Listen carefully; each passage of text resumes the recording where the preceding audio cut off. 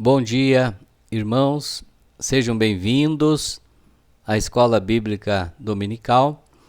Hoje, fazendo então a nossa segunda lição, a coluna e baluarte da verdade, a Escritura e dedicação à sua proclamação. Vamos estar fazendo a nossa oração e assim como nós mencionamos já, na aula passada, nós teremos então, nesse momento, a meditação, fazendo o encerramento, o item 3, a glória da igreja, e na sequência estaremos então trazendo então o vídeo, contando então mais uma vez sobre as 7 igrejas do Apocalipse. Fique conosco. Então vamos estar fazendo a nossa oração nesse momento. Vamos estar lendo também a palavra do Senhor. O texto sagrado que Deus tem para nós hoje, 1 Timóteo, capítulo 3, versículos 15 e versículo 16. Então o irmão pode nos acompanhar aí com a sua Bíblia nesta manhã. Então diz assim: para que, se eu tardar, fique ciente de como se deve proceder na casa de Deus, que é a igreja do Deus vivo, coluna e baluarte da verdade. Verso 16. Evidentemente, grande é o mistério da piedade. Aquele que foi manifestado na carne foi justificado em espírito, contemplado pelos anjos, pregado entre os gentios, crido no mundo, recebido na glória. Que Deus abençoe a leitura da sua palavra. Nós vamos estar fazendo a nossa oração nesse momento. Sempre é importante nós orarmos ao Senhor. Querido e amado Deus, nesta manhã, queremos te agradecer, te louvar, Senhor Deus, pela tua palavra, a palavra que é viva, que é santa, que é eficaz. Ó Deus querido, vem, Senhor Deus, falar o nosso coração nessa manhã. Abençoa cada irmão, cada pessoa, ó Pai, que nessa hora, Senhor Deus, está meditando na palavra conosco. Aonde quer que esteja chegando, Senhor Deus, esta palavra, que ela possa, Senhor Deus, trazer transformação, mudanças de vida, ó Pai. Ó Deus amado, dependemos inteiramente do Senhor. Fala conosco, ó Pai. Nós pedimos em nome do Senhor Jesus. Amém. Amém. A palavra do Senhor nos traz então hoje falando sobre o terceiro ponto, glória da igreja. Na verdade, a igreja somos todos nós.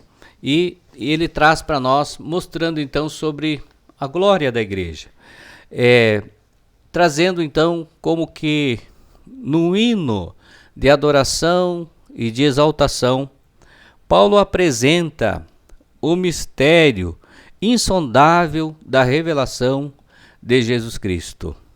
Paulo inicia falando sobre um grande mistério. É difícil, numa primeira leitura, entendermos aquilo que está vinculado no versículo 15 e o versículo 16 de 1 Timóteo, o capítulo de número 3, aonde a palavra do Senhor mostra para nós este ensinamento. Mas o que nós podemos notar, e nós vemos especificamente a palavra aonde ele traz para nós no versículo 16, ele diz, evidentemente. E esta palavra, evidentemente, ela faz então uma ligação no termo do texto que Deus então está falando conosco nesta manhã. E faz essa ligação. Paulo usa esse termo para testificar de maneira inquestionável sobre a verdade antes da palavra, aonde ele diz sobre, trazendo sobre os mistérios desta palavra. E isso é aquilo que antes estava em oculto, agora está em evidência. Algo que estava oculto e que agora para nós está em evidência. E essa evidência, ela é tão cristalina que não há meios de desmenti-la. Não tem como desmentir esta verdade. E a igreja será então esta coluna e baluarte da verdade. Somente enquanto confessar este mistério que agora está revelado, o mistério da piedade. E é interessante que este mistério ele é muito importante na vida da igreja. A piedade é a devoção, é o amor pelas coisas religiosas, é o amor pela religião, é a compaixão pelo sofrimento alheio, o sofrimento do semelhante, do seu irmão, é uma autocomiseração do mistério pelo qual Deus então se revela para nós. Então é uma devoção pelo amor, pelas coisas religiosas, uma compaixão também para com o seu próximo. A piedade para Paulo sempre está associado ao caráter de cristão e à devoção particular que cada um deve a Deus. Então, a devoção particular que cada um de nós devemos a Deus. Portanto, o fundamento para exercitar uma vida na igreja sobre os mandamentos de Deus é, sem dúvida, praticar e viver então a piedade. E vivendo esta piedade, nós estamos também, como igreja, sendo então esta coluna e este baluarte da verdade, confessando então esses ensinamentos que Deus tem mostrado para nós.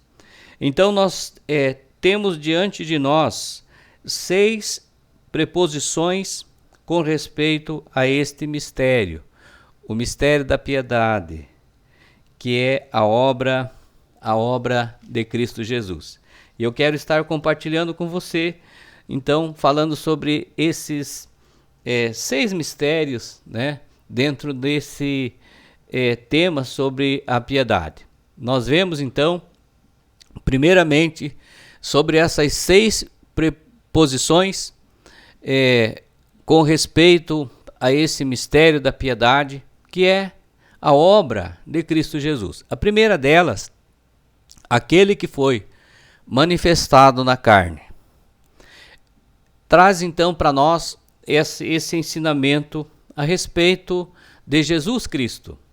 E o texto sagrado em João, no Evangelho de João, o capítulo 1, o verso 14, ele diz: "E o Verbo se fez carne e habitou entre nós, cheio de graça e de verdade, e vimos a sua glória, glória como do unigênito do Pai." E o Verbo se fez carne. O Verbo se fez carne. Jesus, então, ele se fez homem, e ele habitou entre nós, cheio de graça e cheio de verdades, graça e verdade. E nós vimos a sua glória, a glória como do unigênito do Pai. Como é maravilhoso saber que Jesus, então, ele se fez homem e ele habitou entre nós, cheio de graça e cheio de verdade, e veio como Salvador, como unigênito do nosso Pai. Isso é maravilhoso. A manifestação de Cristo, ela pressupõe a sua pré-existência, e ele veio ao mundo e se encarnou tornando-se um de nós. É claro que sem pecado, porque ele não pecou. Ao assumir a natureza humana, Cristo se identificou conosco.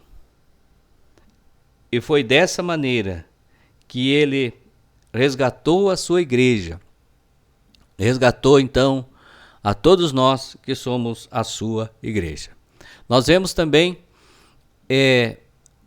em segundo lugar, ele foi justificado no Espírito. Foi justificado no Espírito. Então a palavra do Senhor nos diz em Romanos capítulo 1, o versículo 4, e foi designado Filho de Deus com poder, segundo o Espírito de santidade, pela ressurreição dos mortos, a saber, Jesus Cristo, nosso Senhor. A saber, Jesus Cristo, o nosso Senhor.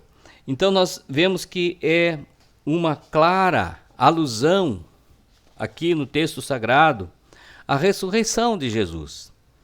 Ao completar sua obra, Cristo se sujeitou à humilhação da cruz, a fim de dar vida àquele que estava morto. Então ele se humilhou e se sujeitou à cruz para dar vida àquele que estava morto, para que a igreja tivesse a esperança da ressurreição. Cristo tinha de cumprir a sua obra de maneira cabal. Ele tinha que cumprir totalmente a sua obra. Ele fez isso, o que lhe deu total aceitação e aprovação da parte do Pai. É maravilhoso que teve então total aprovação e aceitação da parte do Pai, da parte de Deus. Terceiro lugar, ele é contemplado pelos anjos. O livro de Hebreus, o capítulo 1, o versículo 13 diz: Ora, a qual dos anjos jamais disse: Assenta-te à minha direita, até que eu ponha os teus inimigos por estrado dos teus pés. E a glória de Cristo é tão grande que os próprios anjos do Senhor se cercaram e adoraram ao Senhor. Nos evangelhos encontramos o acompanhamento dos anjos. E os anjos acompanharam. O anjo Gabriel anunciou a Maria o nascimento do Salvador. Na ressurreição, lá está o anjo assentado, explicando a Maria Madalena tudo o que havia acontecido. Então, algo maravilhoso. Anunciou o anjo Gabriel o nascimento de Jesus. E após então a ressurreição, quando Maria Madalena foi ao sepulcro junto com outras irmãs, ali mais uma vez o anjo novamente aparece e ele então está trazendo então mais uma vez esse anúncio a respeito da ressurreição de nosso Senhor e Salvador Jesus Cristo. Nós vemos que na ressurreição lá estava o anjo mais uma vez assentado, explicando a Maria Madalena tudo o que havia acontecido. Nessa contemplação, nós entendemos a sujeição dos anjos a Cristo. E é isso então que o texto sagrado está tratando para conosco nessa manhã, no livro de Hebreus, o capítulo 1, o versículo de número 13. Podemos ver também o item 4º e o item 5º, onde ele mostra pregando entre os gentios e crido no mundo. E o texto sagrado mostra para nós esta verdade. Isso nos traz à memória a passagem em que Jesus foi requisitado pela mulher síria fenícia, quando então ela clamou ao Senhor que expulsasse o demônio de sua filha. Ele explicou, e o texto sagrado em Marcos capítulo 7, versículo 27, ele diz: mas Jesus lhe disse: deixa primeiro que se fartem os filhos, porque não é bom tomar o pão dos filhos e lançá-lo aos cachorrinhos. Não é bom tomar o pão dos filhos e lançá-lo aos cachorrinhos. Então ele traz esta palavra nesse momento. E essa dura resposta apenas comprova que a propriedade do nosso Senhor era a casa de Israel. E hoje nós também somos a casa de Israel. Nós também fazemos parte desse corpo de adoradores, filhos de Deus transformados. No entanto, ele estende a sua mão para a mulher, porque ela reconheceu a sua distância dos judeus e deu-lhe uma resposta de fé. Uma resposta de fé. No versículo 28 de Marcos capítulo 7, ele traz então esta palavra dizendo: ela, porém, lhe respondeu: sim, Senhor, mas os cachorrinhos debaixo da mesa comem das migalhas das crianças. Comem das migalhas das crianças. Era esta mulher sírio-fenícia, ela era gentia, né? E agora então Jesus então também traz essa palavra ao povo de Israel, mas acolhe os gentios também através então da vida desta mulher. Ela era uma gentia, mas Cristo o atendeu por causa da sua fé. Então, mostrando que a fé é algo muito importante na vida da igreja. Ele mesmo afirmou diante dos judeus. Nós vemos esse texto sagrado no Evangelho de João, o capítulo 10, o versículo 16, aonde ele diz: ainda tenho outras ovelhas, não deste aprisco, a mim me convém conduzi-las, elas ouvirão a minha voz, e então haverá um rebanho e um pastor. Então tenho outras ovelhas, e essas outras ovelhas, ele refere-se também não só ao povo de Israel, mas também ao povo gentil. Outras ovelhas, ovelhas que não eram ainda daquele aprisco, mas que agora então também foram alcançadas.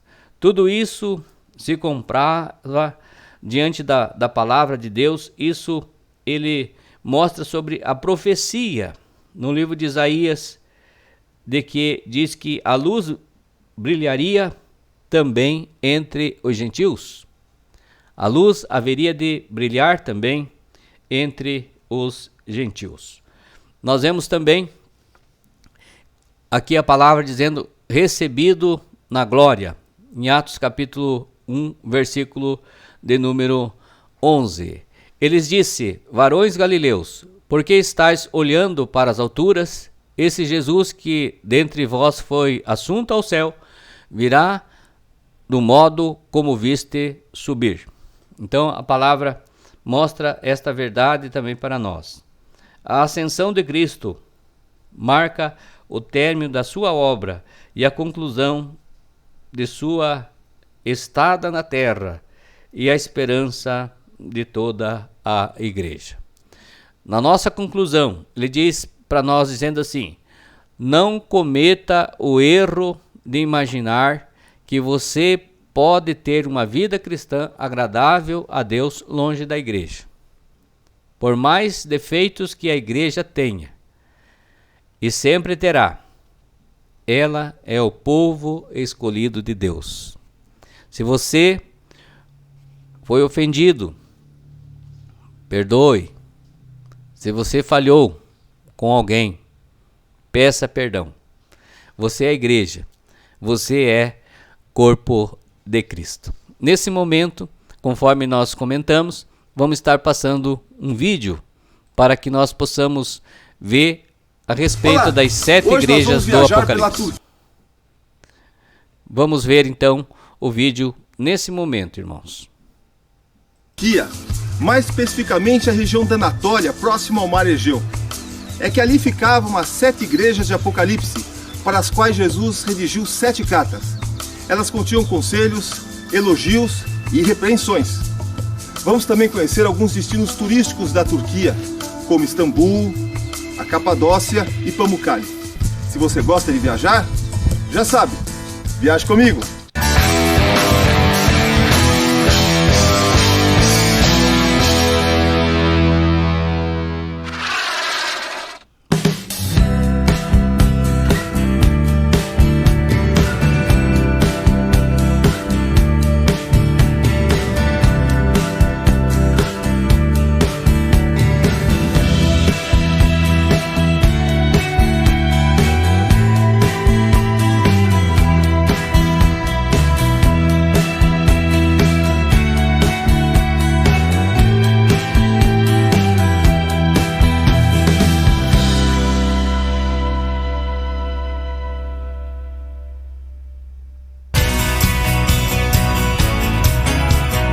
Hoje vamos fazer uma viagem especial. Vamos percorrer o caminho das 7 igrejas do Apocalipse pelo interior da Turquia. Esse é um roteiro que mistura história e religião e uma oportunidade para ver as mais lindas paisagens desse país. Não podemos começar uma viagem pela Turquia sem antes conhecer Istambul. Essa cidade representa bem a importância dessa região na história do nosso mundo. E os seus atrativos agradam todos os visitantes. Istambul foi fundada há vários séculos e já foi capital de diversos impérios. Por isso, a cidade transborda história e cultura e está pontilhada de lindos monumentos. Além disto, Istambul também é conhecida como a Cidade das Mesquitas. Segundo alguns, são quase 3.000 delas.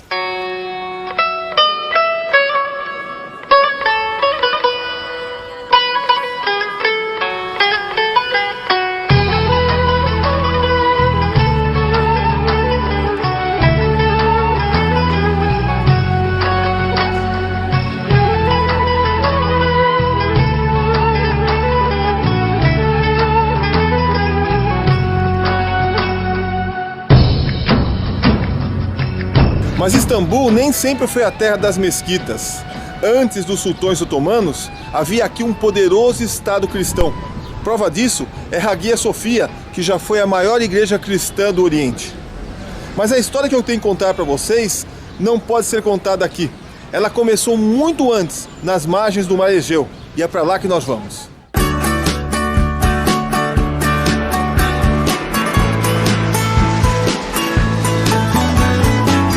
Aqui no mar Egeu, a uma centena de quilômetros da costa de Kushadasi, está a pequena ilha de Patmos.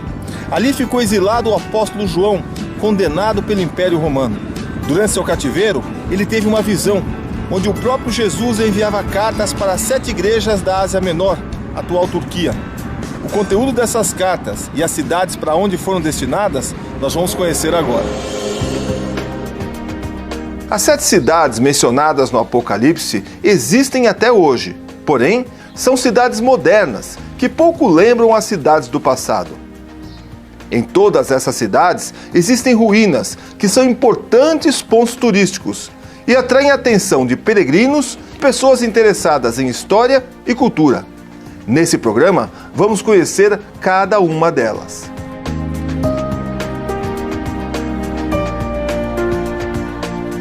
As cartas escritas por João tinham 2 sentidos.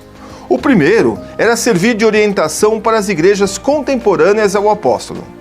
O segundo era o sentido profético, mostrando como seriam as diversas fases da igreja cristã até a segunda vinda de Cristo.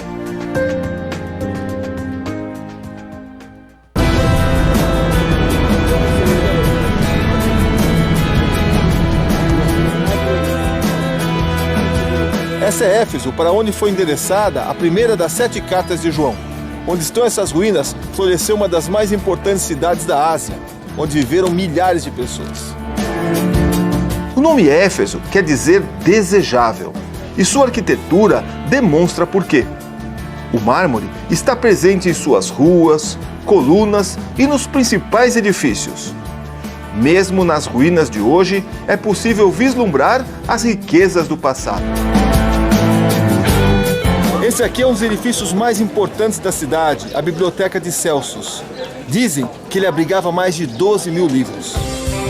Éfeso era o centro do culto à deusa romana Ártemis, conhecida pelos gregos como Diana. O seu templo, com 128 colunas, foi considerado uma das maravilhas do mundo antigo.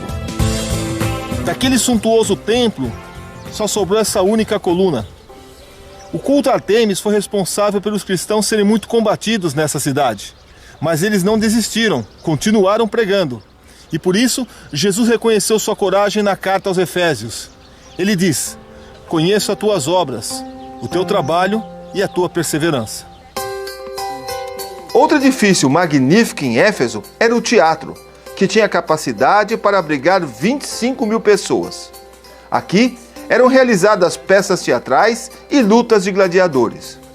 Foi nesse mesmo teatro que Gaio e Aristarco, companheiros do apóstolo Paulo, quase foram apedrejados por pregarem contra o culto da deusa mais importante da cidade.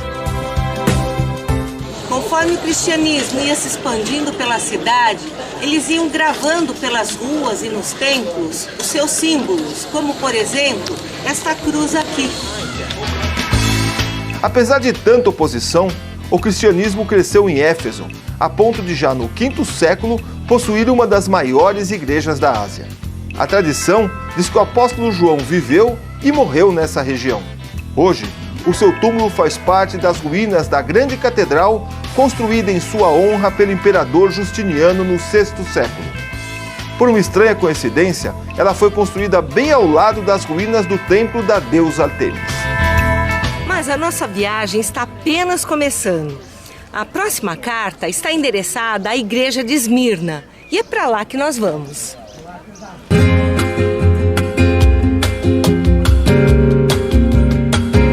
A Esmirna do primeiro século foi praticamente toda coberta pela atual cidade de Izmir, uma das maiores da Turquia. As antigas ruínas estão concentradas em uma pequena área e ainda passam por restauração. Essas são as ruínas do Ágora de Esmirna. Ágora é como eram chamadas as praças principais e os mercados de então. Ele era cercado de colunas e centenas de lojas. Eram tantas lojas que havia até um piso inferior, como se fosse um shopping subterrâneo.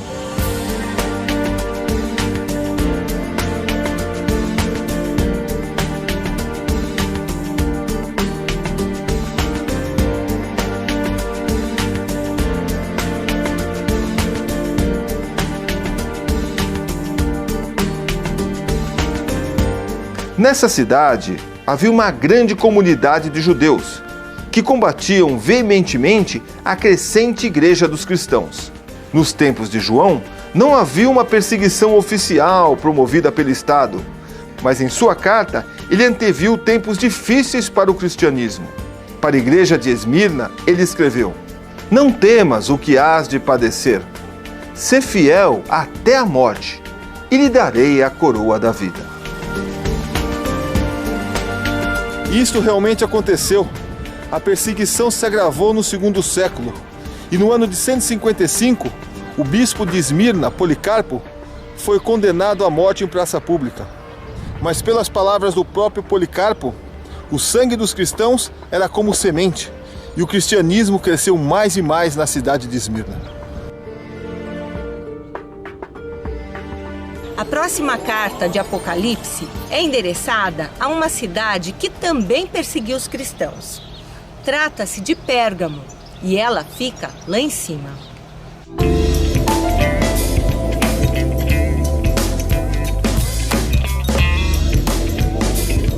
A imponente Acrópole de Pérgamo ergue-se 300 metros acima do vale e resplandece sob o sol da Anatólia. Suas ruínas mostram por que ela rivalizava em beleza com Éfeso e Esmirna.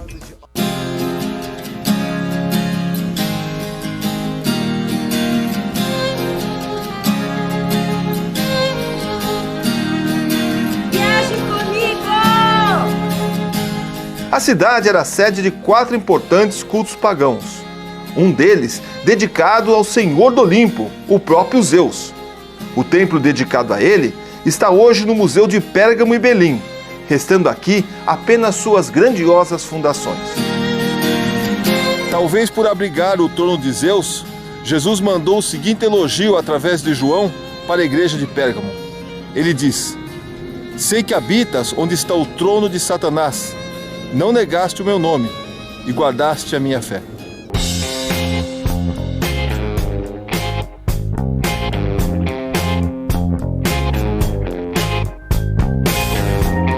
Outro templo importante da região está situado ao pé do monte e era dedicado a Esculápio, o deus da cura, chamado pelos gregos de Asclépio. O templo, na verdade, é um gigantesco e luxuoso spa. Nesta rua principal, ainda se podem ver dezenas de lojas que ofereciam os mais diversos tratamentos para o corpo. Nessas ruínas, encontramos abundantes fontes de água, canais e piscinas. Elas eram usadas para tratamentos medicinais de hidroterapia e também em rituais de cura. Esse templo também foi o primeiro hospital da história. Os doentes eram trazidos para essas câmaras, onde ficavam deitados. Aqui, eles dormiam e esperavam que o deus Esculápio lhes aparecesse em sonho e lhes dissesse qual a melhor cura para a sua doença. Pérgamo também teve seu nome associado a uma importante descoberta. Um novo tipo de papel feito com o couro tratado de cabras, batizado de pergaminho. Esse novo material para escrita rapidamente suplantou o antigo papiro egípcio e tornou a cidade ainda mais rica. Na moderna Pérgama, a cidade aos pés da Acrópole, pode-se visitar algumas lojas que ainda hoje preparam o ancestral pergaminho.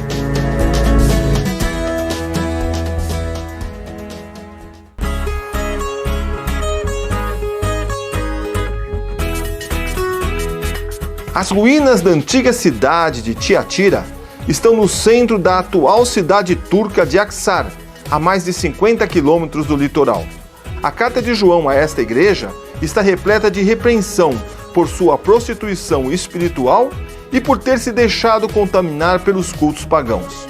Ele profetizou que se não houvesse uma mudança de atitude, haveria uma grande desgraça. Ele disse: e ferirei de morte os seus filhos, e todas as igrejas saberão que eu sou aquele que esquadrinha os rins e os corações, e darei a cada um de vós segundo as vossas obras. Devido às guerras, não sobrou muita coisa da cidade, na verdade, nem seu nome. Ela só pode ser identificada por causa de um sarcófago egípcio encontrado aqui, em cuja tampa está escrito o nome Tiatira. Em todas as ruínas, não há qualquer outra referência ao nome desse lugar. Hoje, para se conhecer melhor a história da cidade, uma boa dica é ir até o Museu de Aksar, que fica bem perto das ruínas.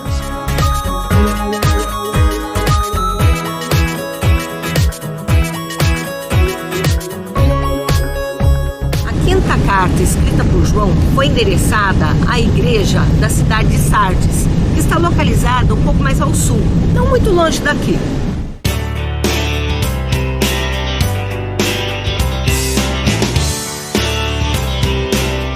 A antiga igreja de Sardes estava localizada onde hoje está a atual cidade turca de Sarte.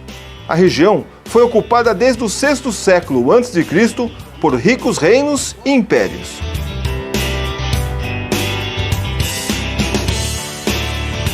Sardes era uma cidade rica, especialmente porque aqui perto, no leito do rio Pactalos, foi encontrada uma jazida de ouro. As moedas de Sardes, as primeiras cunhadas pela humanidade, eram conhecidas pela pureza do seu mineral. Devido ao ouro e ao seu comércio, a antiga Sardes se tornou famosa, atraindo os melhores artistas e escultores da Ásia. O resultado disso foram edifícios ricamente adornados. Essa sinagoga impressiona não só pelo seu tamanho, podia abrigar mais de 1000 pessoas, mas também pelos detalhes de sua decoração. Além dessa sinagoga do terceiro século, as ruínas de Sardes ainda preservam o que restou do templo de Ártemis e um grandioso ginásio que possui uma grande fachada de 2 andares. A carta de João a Sardes também representa uma época espiritual da igreja, marcada principalmente pelo formalismo. Como as ruínas desse ginásio, eles viviam apenas de fachada, não havia mais nada por trás. Estavam mortos espiritualmente. Por isso, a carta diz: Tens nome de quem vives, mas estás morto, pois não tenho achado as tuas obras perfeitas diante de Deus. Lembra-te, pois, do que recebestes e ouvistes. Guarda-o e arrepende-te.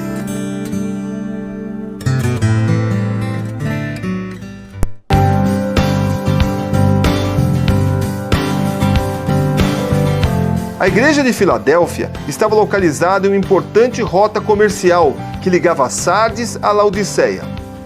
Hoje, suas ruínas ocupam apenas um pequeno espaço no meio da moderna cidade de Alasheir. A antiga cidade de Filadélfia foi fundada no 2º século a.C. pelo rei de Pérgamo, Eumenes II. Ele nomeou a cidade em homenagem ao seu irmão Átalo II. Filadélfia literalmente quer dizer aquele que ama o seu irmão. A cidade foi construída em uma região de terremotos, sendo que o maior deles devastou a cidade no ano 17 d.C. Hoje, o que restou da cidade foram apenas algumas colunas de uma antiga igreja. Na carta à igreja de Filadélfia, Jesus só faz elogios. O seu amor fraternal e sua resistência aos terremotos da vida inspiraram muitos outros cristãos a permanecerem fiéis até o fim. Venho sem demora. Guarda o que tens, para que ninguém tome a tua coroa. Ao que vencer, eu o farei coluna no templo de Deus, de onde jamais sairá.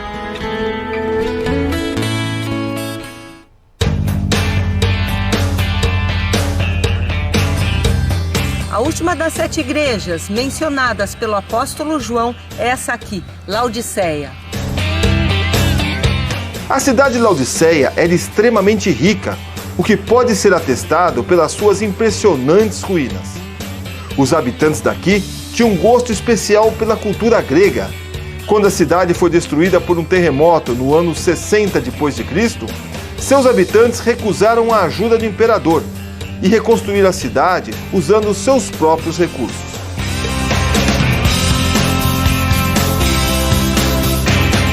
No texto dessa última carta, Jesus chama atenção para a falsa riqueza espiritual dos cristãos desse lugar.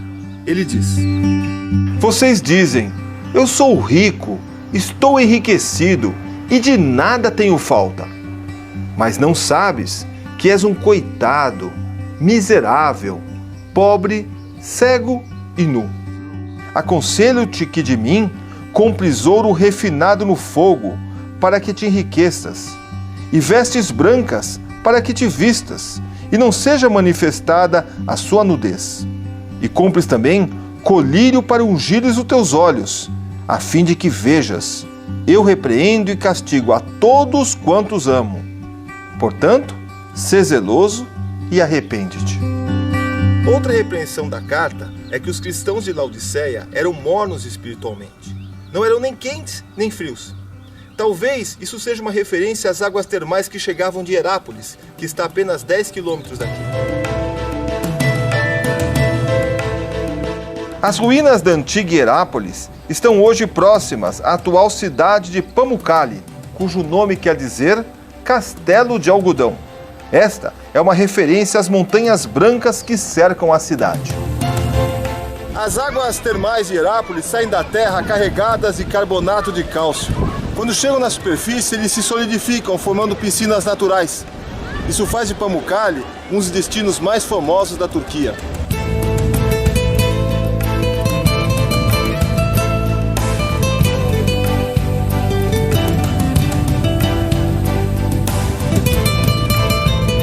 Agora, não não podemos encerrar esse programa sobre o cristianismo na Turquia sem falar da Capadócia. A Capadócia, além de suas belezas naturais, possui uma história cristã de vários séculos. Este foi um dos primeiros lugares onde o cristianismo foi pregado fora de Jerusalém. Vale a pena conhecer seus atrativos turísticos, e especialmente as capelas escavadas na rocha, repletas de lindos afrescos.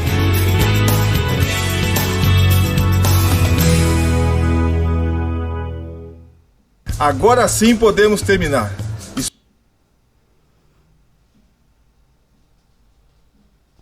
Queridos irmãos, quero dizer que foi realmente maravilhoso.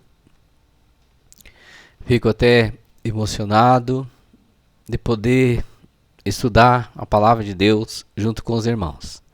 Chegamos ao final das nossas lições e espero que Deus tenha abençoado grandemente a sua vida e que você possa guardar no seu coração todo esse ensinamento.